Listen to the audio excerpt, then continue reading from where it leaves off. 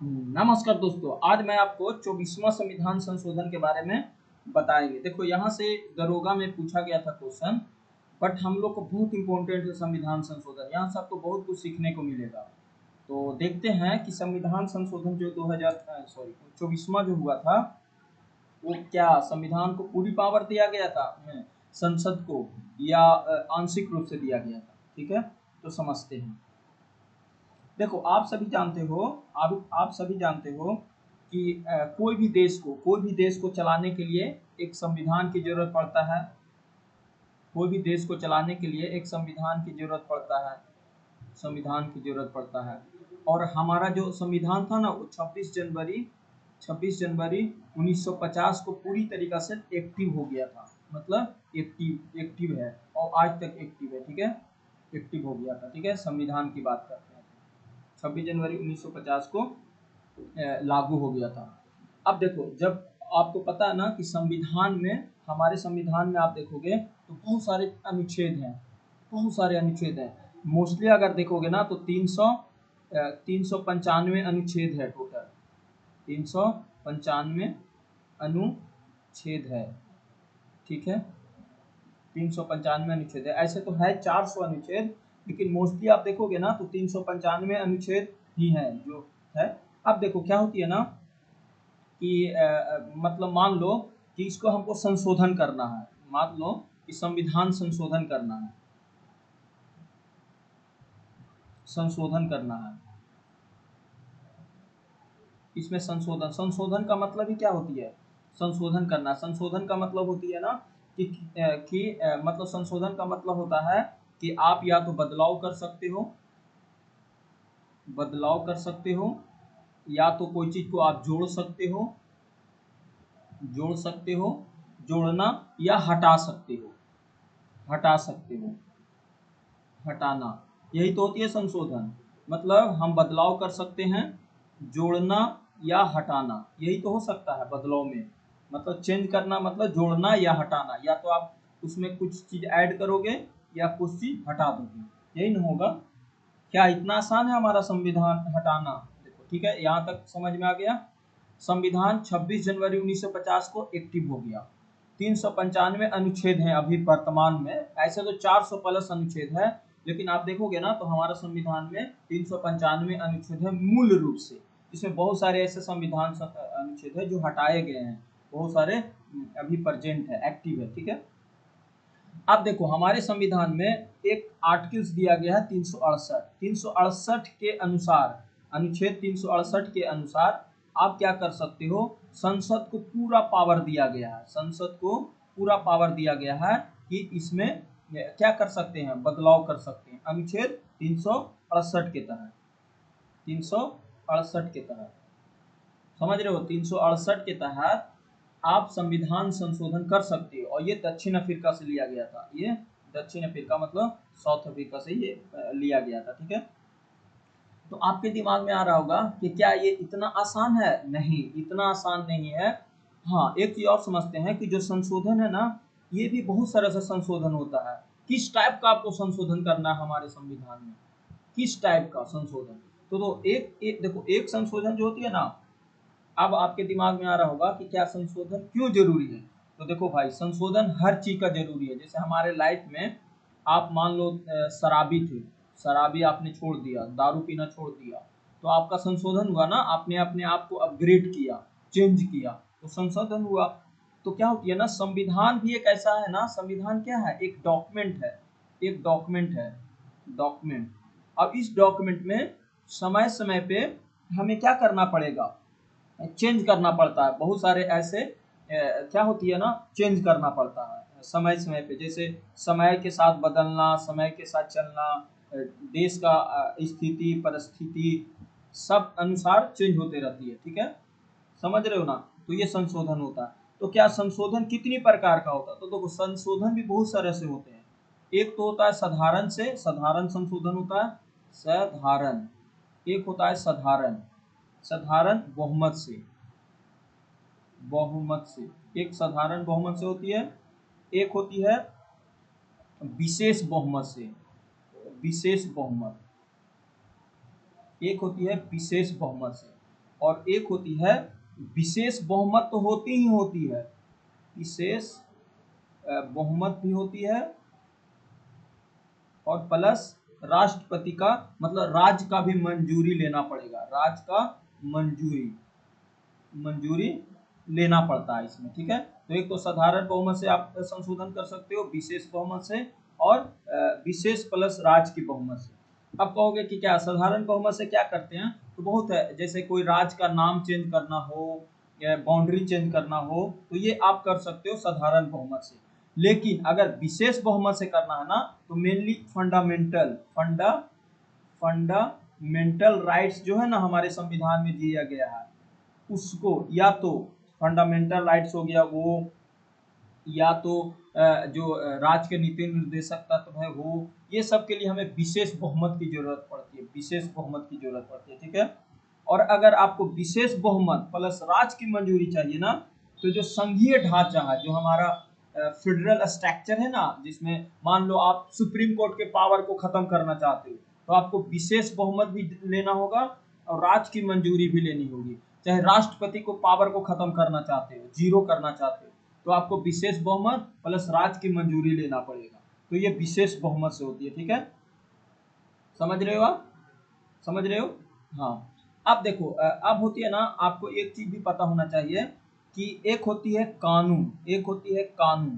कानून कानून कैसे बनता है? कानून पहले बिल को लाया जाता है, कहाँ बिल को लाया जाता है, कहाँ पार्लियामेंट में, संसद में लाया जाता है, संसद में लाया जाता है, संसद में लाया जाता है, संसद में लाया जाता है। तो कहाँ, या तो आप लोकसभा में लाओ, लोकसभा में लाओ, या तो आप राज्यसभा में लाओ, यही ना किया जाता है।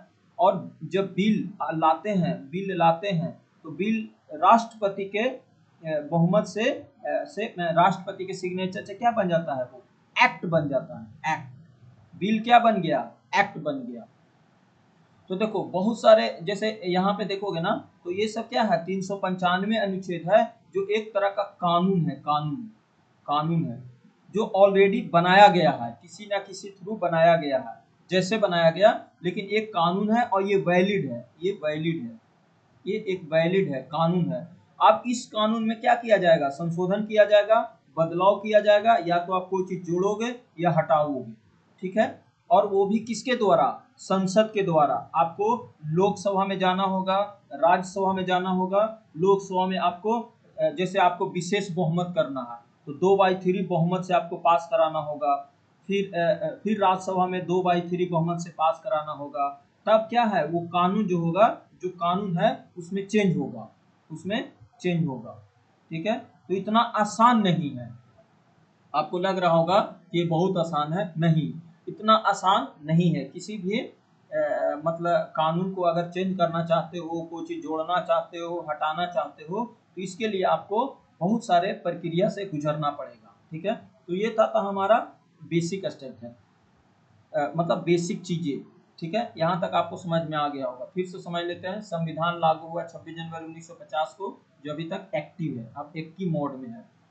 395 अनुच्छेद है, मतलब ये सारे कानून है, एक धारा बोल सकते हो। हम संविधान को अगर संविधान में संशोधन करना चाहते हैं, मतलब कुछ जोड़ना चाहते हैं, कुछ हटाना चाहते हैं, और ये हटाने जोड़ने की प्रक्रिया जो भी होगा संविधान संशोधन में 368 के तहत किया जाएगा। पूरा पावर संसद को दिया गया है। अब संसद क्या करेगी?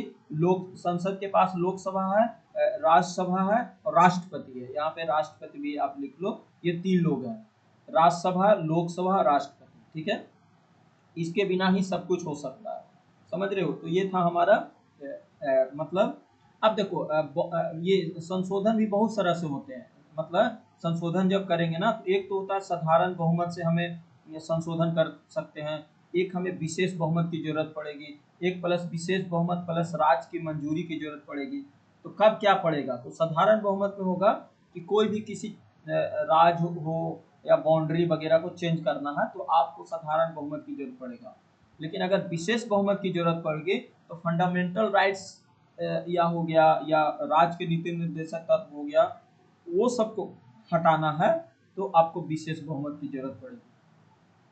और अगर विशेष बहुमत प्लस राज्य की मंजूरी की कब जरूरत पड़ेगा? जब मान लो राष्ट्रपति के पावर को जीरो करना चाहते हो, या हमारे सुप्रीम कोर्ट की पावर है उसको खत्म करना चाहते हो, तो आपको विशेष बहुमत के साथ साथ राज्य की मंजूरी भी लेना होगा। राज्य की मंजूरी मतलब जो राज्य के विधानमंडल है ना, वहां से आपको मंजूरी लेना पड़ेगा, मतलब वहां पे भी ये सब रेवोल्यूशन पास होगा तभी आप कर सकते हो। ये तो था हमारा मतलब बेसिक जो हम लोगों ने ऐसे कर सकते हैं, ठीक है। अब चलते हैं हम लोग मेन मुद्दा पर, जो हम लोग को 24वां संविधान संशोधन पढ़ना है। देखो 24वां संविधान संशोधन में क्या बातें होती है, देखो समझते हैं। मान लो कि हमारा कोई संसद है, संसद है, संसद है, ठीक है, संसद समझना। संसद में कौन कौन होती है, संसद में आपको पता है ना, एक होती है लोकसभा, एक होती है लोकसभा, एक होती है लोकसभा, और एक होती है राज्यसभा, राज्यसभा, और एक होती है राष्ट्रपति। यही होती है ना, यही तीन बॉडी है, राष्ट्रपति, यही तीन बॉडी है जो पूरे संसद को निर्माण करती है, ठीक है, ठीक है। राष्ट्रपति, संसद क्या है, संसद हमारा 79 में है, यहाँ जानते हो। राज्यसभा क्या है, 80 में है, और लोकसभा 81 में है, और राष्ट्रपति का प्रावधान 52 में है, यही ना। चलो ठीक है, यहाँ तक क्लियर हो गया होगा। अब समझते हैं ना कि 24वां संविधान संशोधन क्या था, तो ये हम लोग को समझना बहुत जरूरी है, ठीक है। समझ में आया, यहाँ तक आपको समझ में आ गया होगा, ठीक है, यहाँ तक क्लियर हो गया होगा। अब देखो ये तो हो गया। अब देखो हम लोग को 24वां संविधान, अब हम लोग पढ़ेंगे संशोधन, संशोधन क्या पढ़ेंगे, संशोधन पढ़ेंगे। देखो अब संशोधन अगर पढ़ना होगा तो संशोधन पढ़ने से पहले हम लोग को कुछ जानना जरूरी है। अगर आप जानना चाहते हो संशोधन, संशोधन हम लोग को संशोधन, अब हम लोग संशोधन करेंगे, अभी कौन सा 24वां संविधान संशोधन के बारे में हम लोग पढ़ेंगे, ठीक है।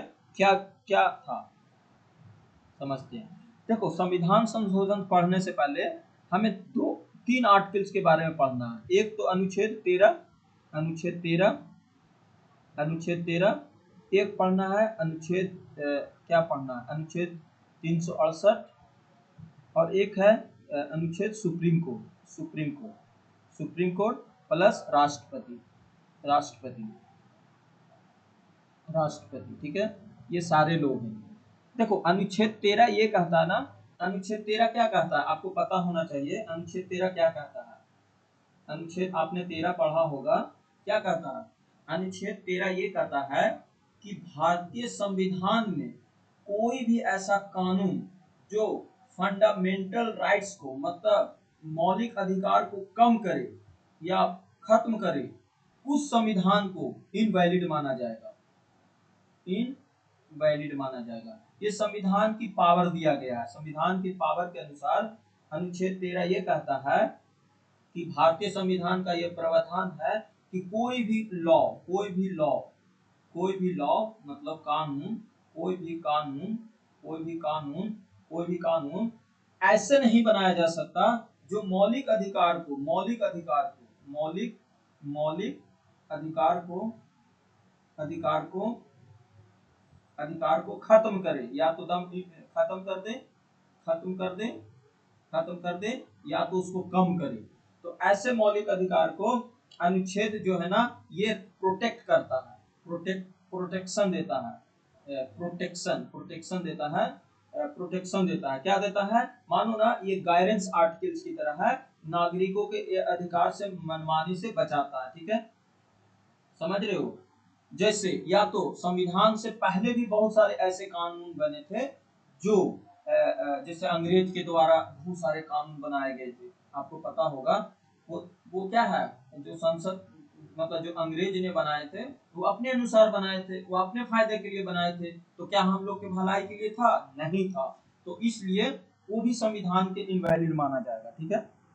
जैसे आपको पता होगा कि जो भी ब्रिटिश सरकार थी ना, वही ऐसा कानून बनाया था जो आज के मौलिक अधिकार को खत्म करेगा, तो क्या था, इनवैलिड माना जाएगा, सीधा इनवैलिड हो जाएगा। मतलब केंद्र सरकार, राज्य सरकार या कोई ऐसा कानून, देखो यहाँ पे अनुच्छेद 13 में ऐसा नहीं है कि केंद्र सरकार होगा, केंद्र, केंद्र सरकार, केंद्र सरकार, राज्य सरकार, या कोई कंपनी या कोई भी बॉडी हो सकता है, वो फंडामेंटल राइट्स को अगर वायलेशन करते हैं, मतलब वायलेशन नहीं, उसको कम करती है, तो वो इनवैलिड माना जाएगा। अनुच्छेद 13 में यही बोला गया। ठीक है, सीधा बोलता ना मतलब ना कम नहीं कर सकते। देखो अनुच्छेद 13 में ये भी होता है ना, जैसे कोई रूल हो गया, कोई रूल लाया गया, या तो रूल हो गया, बहुत सारे ऐसे चीजें होती है जिसके थ्रू हम नहीं कर सकते। जैसे ऑर्डिनेंस क्या होती है, अध्यादेश, अध्यादेश रूल हो गया, अध्यादेश हो गया, कोई लॉ हो गया, कोई लॉ हो गया, समझ रहे हो ना। तो ये सब अनुच्छेद 13 में आता है। ये सब मतलब कोई कंपनी ने रूल ला दिया, गवर्नमेंट भी तो रूल लाती है, वो सीधा मौलिक अधिकार को खत्म कर रहा है, तो अनुच्छेद 13 खत्म। अध्यादेश खत्म कर देगा। अगर कोई मान लो राष्ट्रपति अध्यादेश 123 के द्वारा कोई ऐसा कानून लाया जो मौलिक अधिकार को खत्म कर रहा हो, तो भी खत्म हो जाएगा। बहुत पावर देता है अनुच्छेद 13 को। ठीक है, समझ रहे हो ना, समझ रहे हो। हाँ, तो ये खत्म मतलब ना कोई भी राज्य सरकार हो या गवर्नमेंट मतलब भारत सरकार हो या राज्य सरकार हो, ये तो ये पूरा पावर पता है किसको देता है, सुप्रीम ऑफ कॉन्स्टिट्यूशन को देता है। ठीक है, ठीक है, यहाँ तक आपको पता होना चाहिए।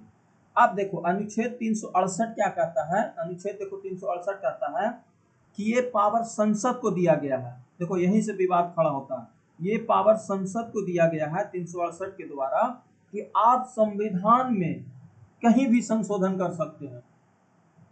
मतलब संविधान का कहना है 368 के द्वारा कि आप संविधान में कहीं भी संशोधन कर सकते हैं, लेकिन जो भी बेसिक स्ट्रक्चर है फंडामेंटल राइट्स में या संविधान में, उसको आप नहीं कर सकते हैं। समझ रहे हो ना, नहीं कर सकते हैं। ये अनुच्छेद देखो, ये अनुच्छेद 368 ये नहीं कहा, अनुच्छेद देखो अनुच्छेद 368 की मतलब समझाते हैं। अनुच्छेद 368 क्या कहता है, 368 कहता है ना कि संविधान में आप संशोधन कर सकते हैं। यहीं से प्रश्न चिन्ह आ जाता है कि संशोधन तो हम कर सकते हैं, लेकिन कितना, उसका दायरा क्या है, दायरा क्या है, दायरा क्या है भाई। अनुच्छेद 368 बताता है कि भारत के संविधान को कैसे बदला जा सकता है, उसकी क्या मतलब क्या क्या जरूरत पड़ सकता है, मतलब उसकी क्या क्या हम मतलब संशोधन की शक्ति क्या होगी, संशोधन की प्रक्रिया क्या होगा, साधारण बहुमत से करेंगे, उसके लिए विशेष बहुमत की जरूरत पड़ेगी, विशेष प्लस राज्य की बहुमत की जरूरत पड़ेगी, इसमें सुप्रीम कोर्ट हाई कोर्ट की क्या रोल होगा, फेडरल स्ट्रक्चर क्या होगा, राष्ट्रपति इसमें क्या योगदान देंगे, सब तो 368 में ही तो आ जाता है। ठीक है, तो यहीं से विवाद हुआ शुरू कि 368 से तो हम पूरा संविधान संशोधन कर सकते हैं, और ये पावर किसको दिया गया है, संसद को दिया गया है। लेकिन अब संसद को दिया गया है तो यहाँ पे बहुत सारे प्रश्न चिन्ह आ गए कि भाई ऐसा तो भी हो सकता है कि संसद फंडामेंटल राइट्स को ही संशोधन कर दे, सेकुलर वर्ड को हटा दे और कहे जय श्री राम, तो भाई ये तो बवाल हो जाएगा। या तो जैसे बहुत सारे ऐसे आप देखोगे प्रियम्बल में बहुत सारे ऐसे ऐसे चीज ऐड किए हुए हैं, वो उसको हटा दे तो फिर मामला गड़बड़ हो जाएगी। ये पावर तो संसद को दिया गया है, लेकिन कितना, दायरा क्या है इसका, यहीं से प्रश्न चिन्ह आती है। और हमारा संविधान 13 भी कहता है कि कोई ऐसा कानून है जो संविधान को खत्म ना कर सकता हो, मतलब फंडामेंटल राइट्स को, मौलिक अधिकार को खत्म ना करता हो। ये यहीं से विवाद खड़ा हुआ। ठीक है, तो अब शुरू करते हैं कि क्या 24वां संविधान संशोधन क्यों लाना पड़ा। ठीक है, यहाँ तक आपने समझ में आ गया होगा।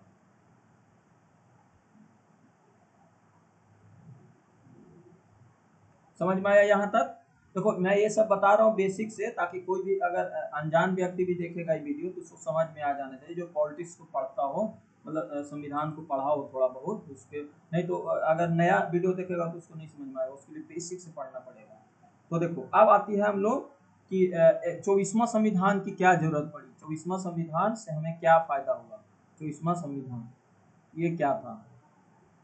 ठीक है, समझते हैं। देखो 24वां संविधान संशोधन पहले की क्या स्थिति थी, देखो चलते हैं सबसे पहले 368, यहीं से शुरू होती है। 368 में क्या बोला गया है, संविधान में सीधा लिखा गया है कि आर्टिकल 368 में, देखो यही तो समस्या यहाँ पे पैदा करता है, संविधान में लिखा है कि संसद संविधान में संशोधन कर सकती है आर्टिकल 368 के द्वारा, लेकिन यह साफ नहीं लिखा था कि क्या संसद फंडामेंटल राइट्स में भी बदलाव कर सकती है या नहीं। देखो संशोधन तो कर सकती है, संशोधन तो कर सकती है, बिल्कुल कर सकती है, संशोधन कर सकती है, कर सकती है, पूरा अधिकार है, कर सकती है, कर सकता है, ठीक है। लेकिन यहाँ पे प्रश्न चिन्ह आ गया कि क्या फंडामेंटल राइट्स मतलब जो मौलिक अधिकार है, मौलिक अधिकार है, उसको भी खत्म कर मतलब उसको भी संशोधन कर सकता है क्या। देखो खत्म करना अलग चीज है, संशोधन तो यहाँ पे आ जाती है फिर ना अनुच्छेद 13। अनुच्छेद 13 कहता नहीं मैं तो खत्म होने ही नहीं दूंगा, मैं हूं ना, अगर मौलिक अधिकार में थोड़ा सा विपत्ति आया मैं एक्शन ले लूंगा। पूरा बोलेगा कि नहीं इसको मैं एक्शन लेता हूँ, ठीक है।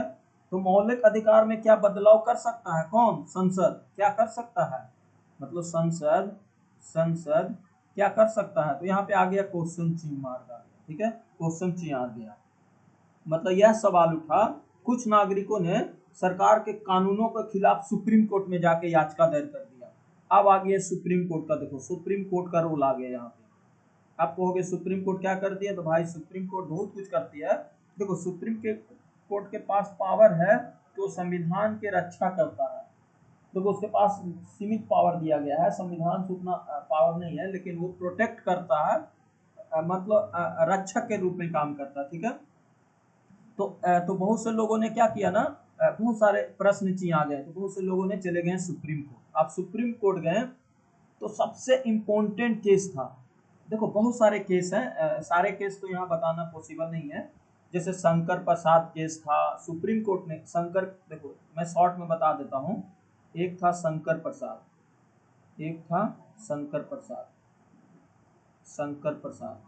शंकर प्रसाद केस आया था 1951 में। 1951 में शंकर प्रसाद आया था सुप्रीम कोर्ट, मतलब शंकर प्रसाद गए थे सुप्रीम कोर्ट में, याचिका दायर किए थे। याचिका दायर मतलब समझते हो ना, पिटीशन दायर किए थे। तो संसद ने संविधान के किसी भाग में संशोधन कर सकती है, यहाँ तक कि मौलिक अधिकारों में भी, सुप्रीम कोर्ट ने कहा। ये तो बड़ा गड़बड़ हो गया भाई। सुप्रीम कोर्ट ने क्या कहा कि संसद संविधान के किसी भी भाग में संशोधन कर सकती है, यहाँ तक कि मौलिक अधिकारों में भी, इसके केस में कहा गया। फिर क्या हुआ ना, फिर से एक और व्यक्ति आए, देखो चलते चलना, एक और व्यक्ति आया जिसका नाम था सज्जन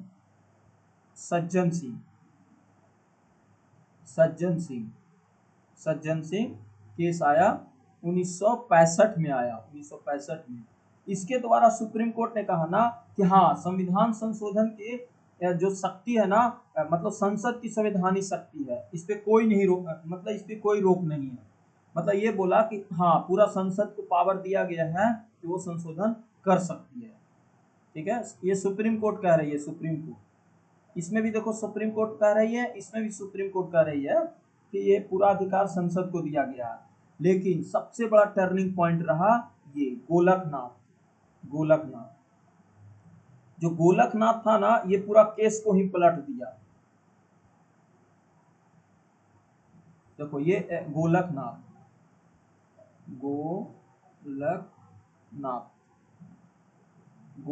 जो था वो 1967 में आया था।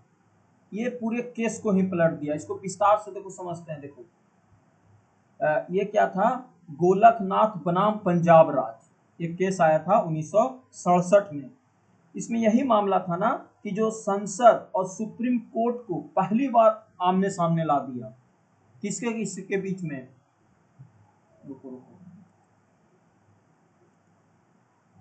किसके बीच में ला दिया, ये ला दिया किसके बीच में ला दिया, गवर्नमेंट मतलब संसद, ऐसे सुनो, संसद और सुप्रीम कोर्ट को आमने सामने ला दिया। कौन ला दिया, ये व्यक्ति गोलकनाथ ला दिया।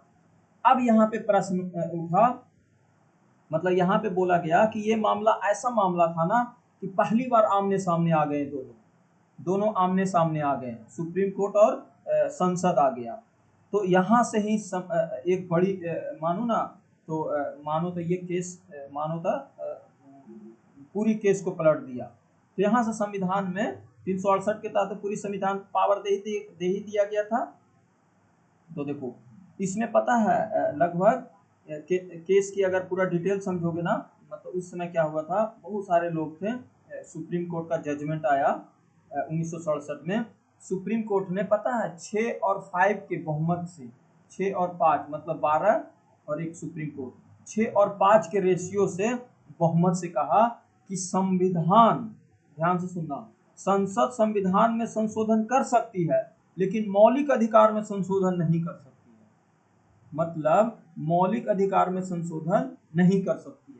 किसके केस में? गोलकनाथ बनाम पंजाब राज्य में संसद और सुप्रीम कोर्ट के बीच में जब बहस छिड़ी तो इसमें 6/5 के रेशियो से सुप्रीम कोर्ट ने सुनाया कि नहीं, संसद संविधान संशोधन कर सकती है लेकिन फंडामेंटल राइट्स को क्या संशोधन नहीं कर सकती।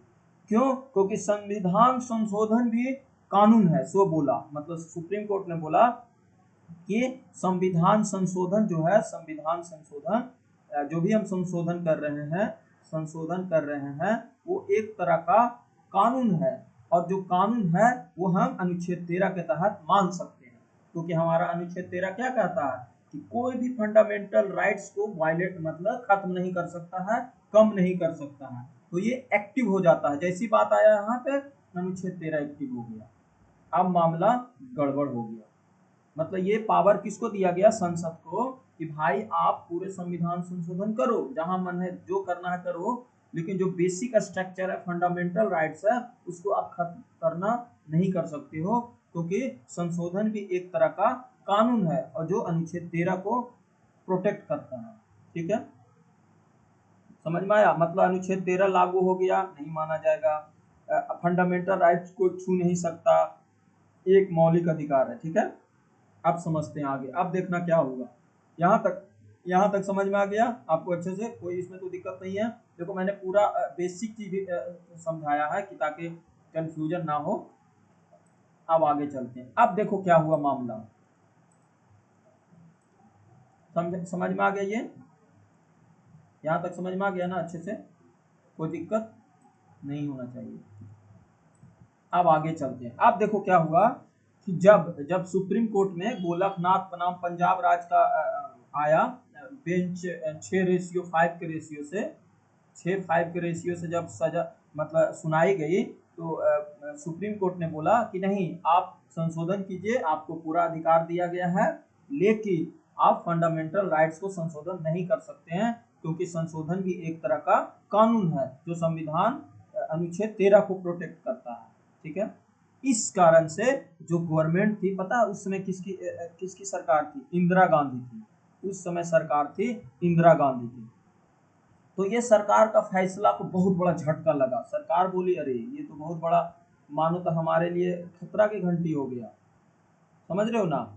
ये तो मानो था पूरी तरीका से सरकार की सारी जो नीतियां थी ना वो रुक गई। और जो भी इंदिरा गांधी की सरकार थी, इंदिरा गांधी उस समय पता है इंदिरा गांधी थी पावर में, इंदिरा गांधी थी, इंदिरा गांधी थी, इंदिरा गांधी थी। ठीक है, तो इंदिरा गांधी को बहुत बड़ा झटका लगा और सुप्रीम कोर्ट ने संसद की जो शक्ति था ना, शक्ति उसको खत्म नहीं किया, मतलब उसको इतना भी नहीं बढ़ा दिया कि तुमको जो मैंने वो करो। ठीक है, ये किया, इंदिरा गांधी की सरकार की शक्ति को नॉर्मल कर दिया। तो यहीं से जन्म लिया 24वां संविधान संशोधन। ये अमेंडमेंट किसके द्वारा किया गया है? इंदिरा गांधी के द्वारा। अब समझते हैं ना इस 24वां संविधान संशोधन क्यों लाना पड़ा? किसको? इंदिरा गांधी सरकार को। इंदिरा गांधी सरकार को 24वां संविधान संशोधन क्यों लाना पड़ा? क्योंकि हम पहले से पढ़ चुके हैं कि क्या बोलते हैं, गोलकनाथ पंजाब राज था, इसकी क्या था, गोलकनाथ जो था ना, क्या बोलते हो, केस जो नहीं आया था, कौन सा केस था?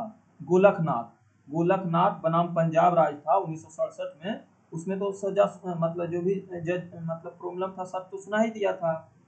11 न्यायाधीश थे, सबसे बड़ी बेंच बैठी थी, 6 जज और 5 जज के बीच में ये सजा सुनाया, मतलब सजा नहीं था, मतलब बताया गया था कि ऐसे हो गया। ठीक है, समझ में आ गया यहाँ तक? आप समझते हैं आगे।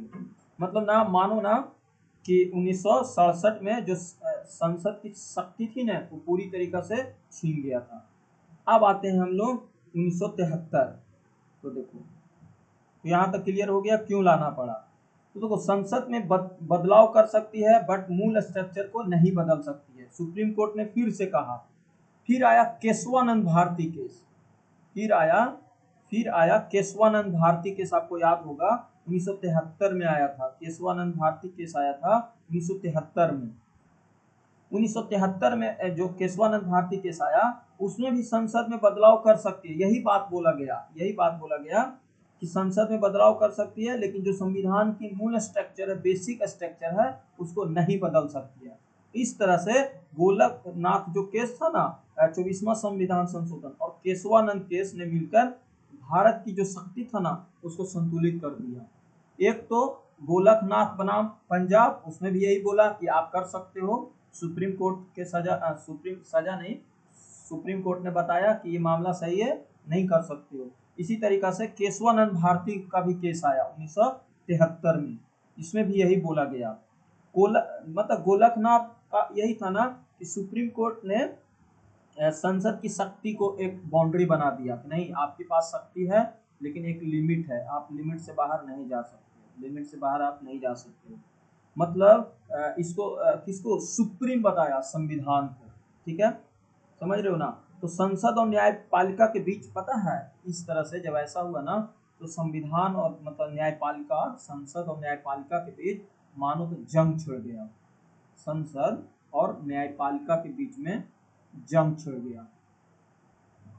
अब संसद में कौन थे, इंदिरा गांधी जी थी, और न्यायपालिका के बीच में मानो ना एक विवाद छिड़ गया कि अब किसके पास मतलब पावर नहीं, क्या कर सकते हैं। इस फैसले से बहुत बड़ी मतलब ना मानो ना तो बहुत बड़ा झटका लगा। क्या क्या, यही ना कि आप देख सकते हो कि इसमें केशवानंद भारती से क्या हुआ। यहाँ तक आप समझते हैं, यहाँ तक समझ में आ गया होगा। अब समझते हैं कि 24वां संविधान संशोधन क्या था। ठीक है, 24वां संविधान संशोधन में क्या क्या बदलाव किए गए। 24वां संविधान संशोधन को हम लोग अभी तक हमने पूरा डिटेल पढ़ लिया है। ठीक है,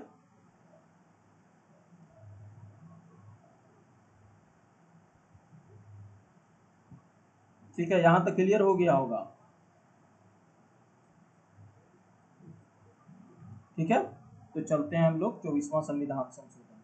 यहाँ तक देखो अब जंग छिड़ गई है। अब जंग छिड़ गई है तो देखो इंदिरा गांधी जी क्या क्या करती है इसके बारे में हम लोग थोड़ा सा पढ़ लेते हैं। बस यही तो अब लास्ट है। देखो 24वां संविधान संशोधन क्या है। देखो 24वां संविधान संशोधन क्या हुआ, इसमें क्या किया गया। देखो 24वां संविधान संशोधन में क्या किया गया, जो इंदिरा गांधी की सरकार थी ना वो क्या की। देखो इसमें क्या क्या किया गया, क्या क्या किया गया। तो देखो इसमें अब देखो 24वां संविधान संशोधन में क्या क्या बदलाव किए गए हैं। मतलब जब संशोधन हो रही है ना, ये तो संशोधन है ना, ये है संशोधन। मतलब इसमें आप संशोधन कर रहे हो तो क्या क्या बदलाओगे, क्या क्या बदलोगे आप, ये आपको ध्यान से समझना है। देखो क्या क्या बदलाव हुआ। अनुच्छेद देखो जब इसको किया गया तो देखो क्या किया गया, मतलब इसमें क्या क्या इम्पैक्ट पड़ा। ठीक है, बताऊं।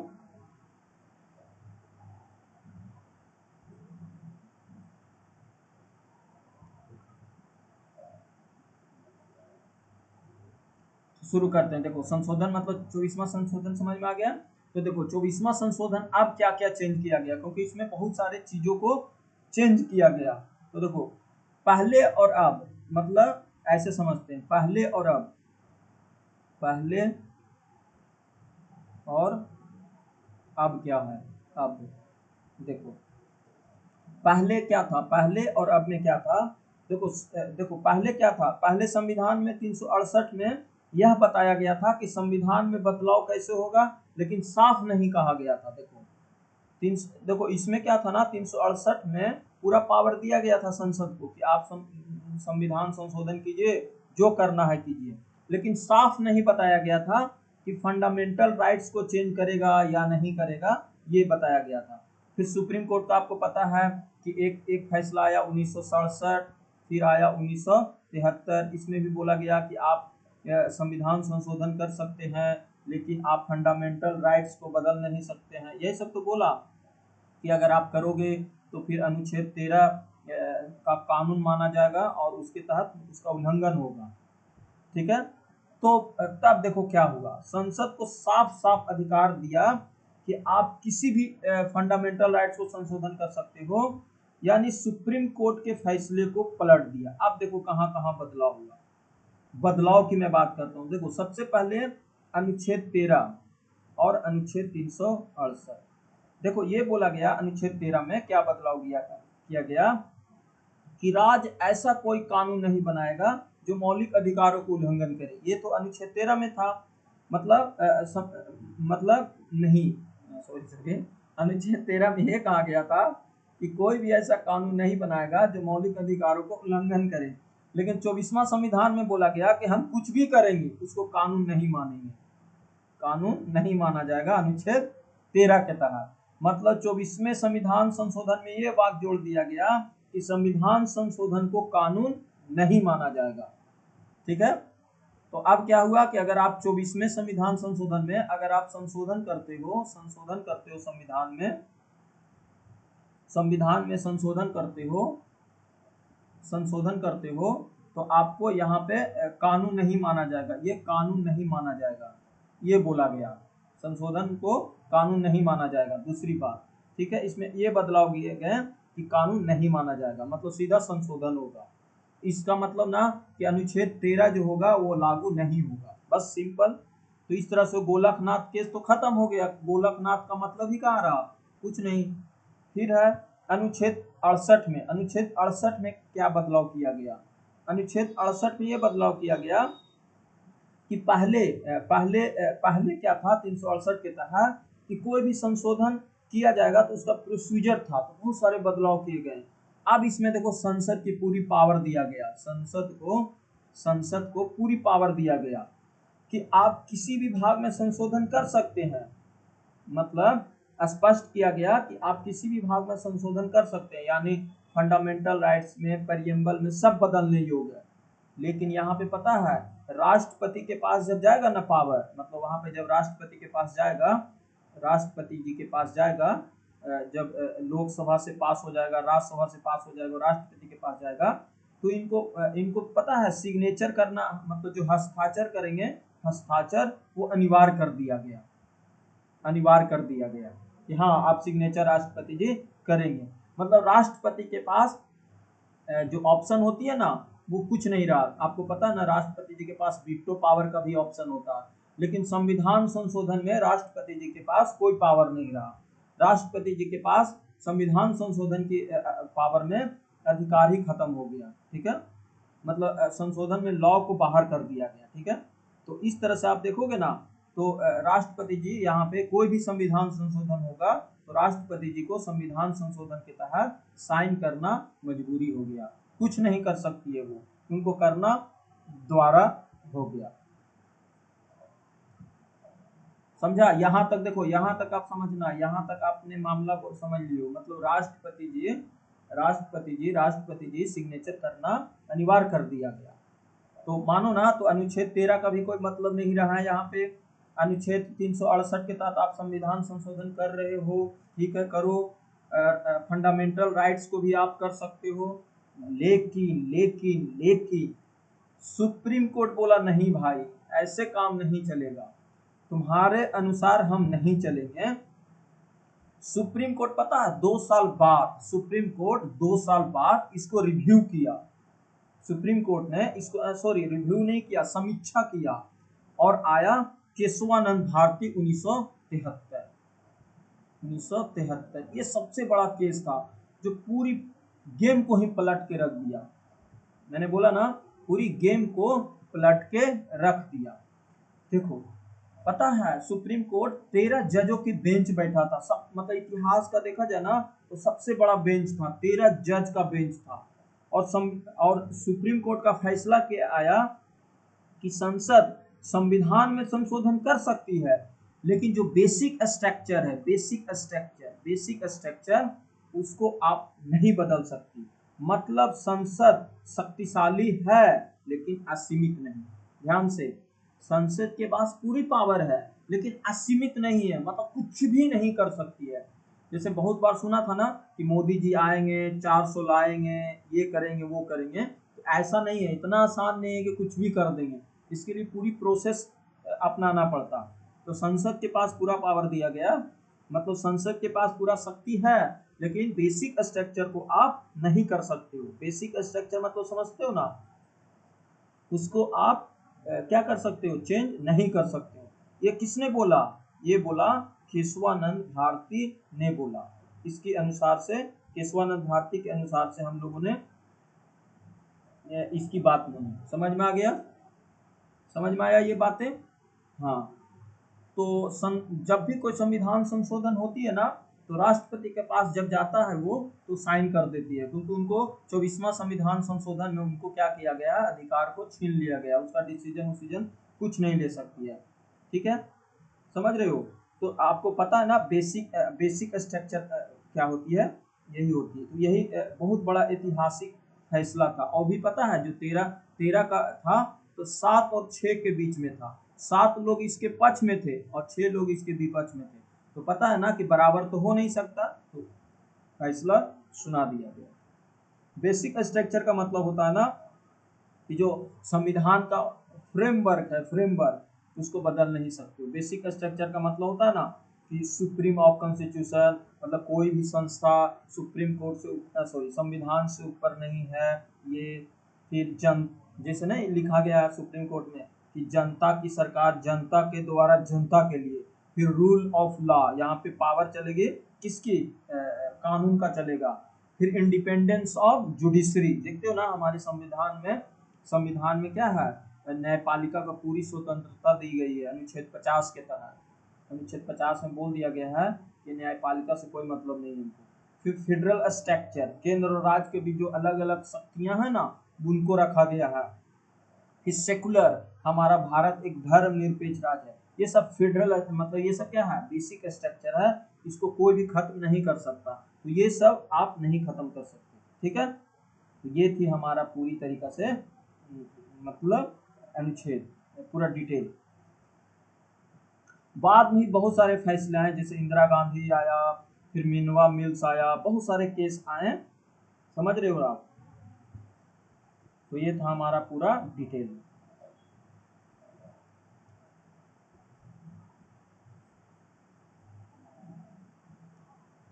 ठीक है, यहाँ तक क्लियर हो गया। तो मैंने पूरा विवरण समझा दिया। देखो ये काफी इम्पोर्टेंट था, लेकिन आपको पता होना चाहिए ये सब बातें। ठीक है, तो आपको पता चल गया ना 24वां संविधान संशोधन में क्या क्या बदलाव हुआ था और क्या हुआ। तो इतना नहीं, सुप्रीम कोर्ट ने बोल दिया कि आप संसद की शक्ति सीमित है, अनसीमित नहीं है। ठीक है, ठीक है, तो समझ में आ गया। धन्यवाद भाई। तो आपको क्लियर हो गया होगा।